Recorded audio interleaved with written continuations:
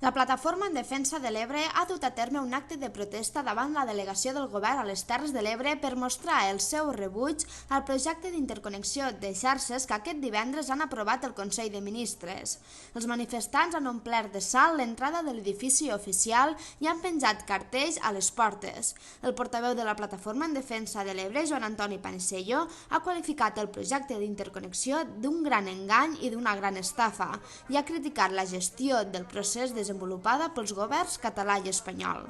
Els antitransvasistes han explicat que han volgut fer un acte de resistència davant el gran engany.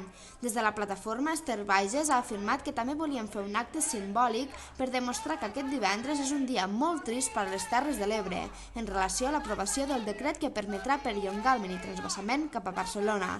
I alhora ha assenyalat que també volien encoratjar la gent del territori a que se situe per damunt de qualsevol sigla i partit i que sigui coherent en la lluita per la defensa del territori que va permetre la derogació del Pla Hidrològic Nacional. Nosaltres el que fem en aquest acte volem encoratjar la gent del territori que sigui per damunt de qualsevol sigla política, qualsevol partit i que sigui coherent en la lluita que tants anys han portat i que ens va portar a la derogació del gran transvasament.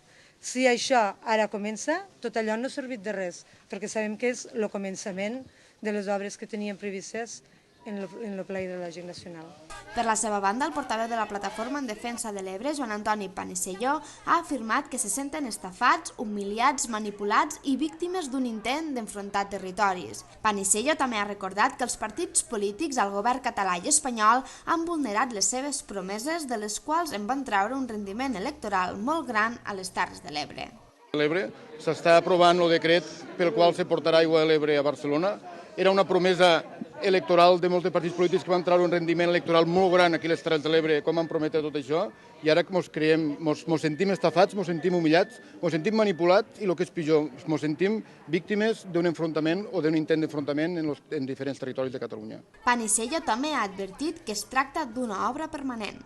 Un engany. No es pot fer una obra de tants de milions d'euros, de 60 quilòmetres de canonada, no es pot fer aquesta obra en l'excusa que d'aquí un any la desmantelaran. Quan saben que en la posada en marxa de la desaladora del Llobregat, l'àrea metropolitana tindrà molta aigua, tindrà les necessitats d'aigua perfectament cobertes i a part tindran aquesta aportació. Està en marxa, o sigui que si no passa res, d'aquí un any o any i mig, l'aigua de l'Ebre arribarà no només a través d'aquesta interconnexió, sinó a través de la desaladora de Cunit, que és una altra interconnexió a l'àrea metropolitana de Barcelona.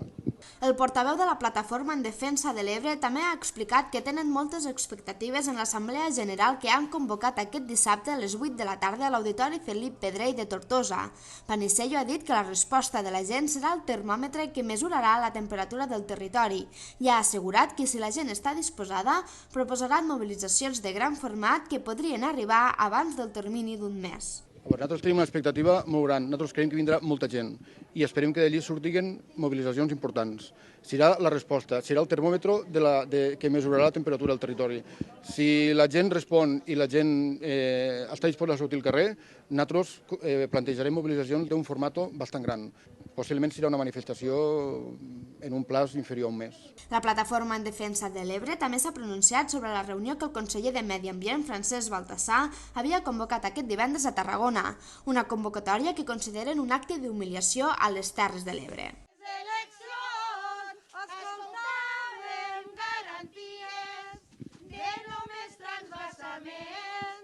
Mos ho diem